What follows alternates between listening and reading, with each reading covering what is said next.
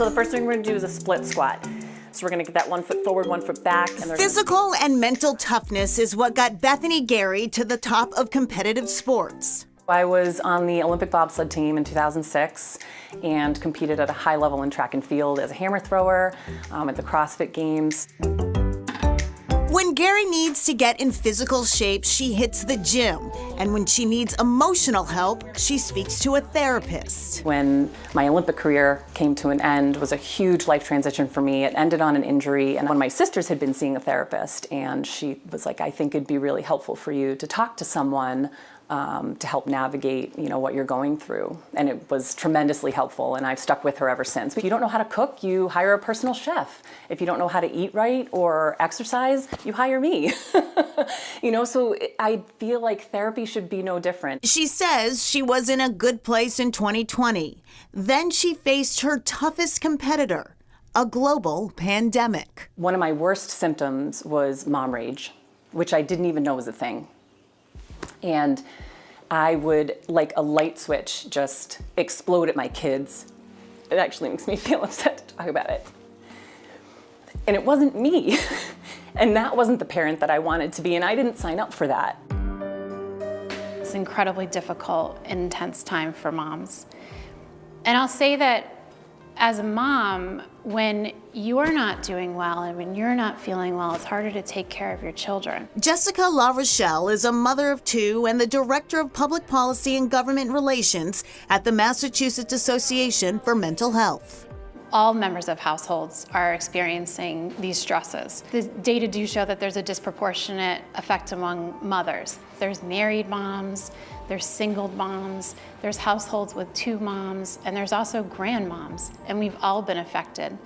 And if you think about it, our supports, our child care and the schools, they closed, and the kids were sent home, and suddenly moms were homeschooling their kids without any formal training in being a teacher or classroom management. In other cases, moms were struggling to balance their jobs and balance taking care of their children. And in some cases, moms were essential workers, and they had to work on finding emergency childcare for their children so that they could go to work and provide for their families. What about new moms and pregnant moms? Symptoms of anxiety and depression during that prenatal period, which could be anywhere from during pregnancy to a year after pregnancy, anywhere between 15 to 20% of moms will experience symptoms of depression and anxiety without the COVID-19 pandemic. What are some good ways to take control of our mental health? If you started to notice changes in your thinking patterns or changes in your feelings or changes in your behavior that are affecting your functioning or just your ability to cope with daily life, it might be time to start to think about getting help. Figuring out what works for you and what helps fill your bucket and restore you is really important. Get enough sleep, do your best to choose healthy foods, be active, move. It's early on a weekday morning, 5:30 a.m. to be exact. A group of local mothers begins its daily 7-mile run. When you're doing it, you're talking, it's like having a cup of coffee with a friend. We really needed a time to connect, and being outside was one thing that we could do together. It means everything to me. It's friendship, but it also is a mental outlet, a physical outlet. It gives me an opportunity to really take care of myself because, as we all know as moms, once the day starts, everything is about everyone else. So it gives me a chance to really focus on myself for an hour in the morning each day.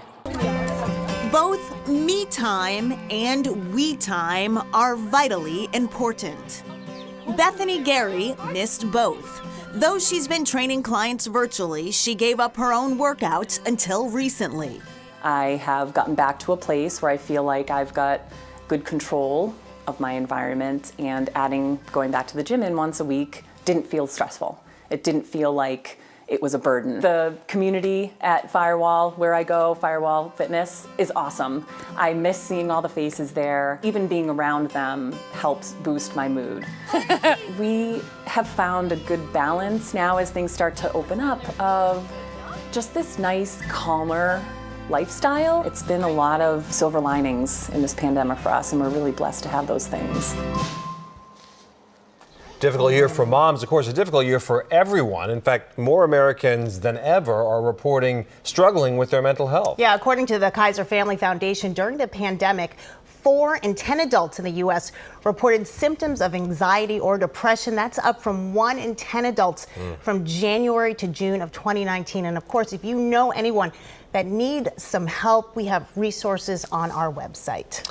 Up next, women once made up 40% of the labor force. Did the pandemic set them back?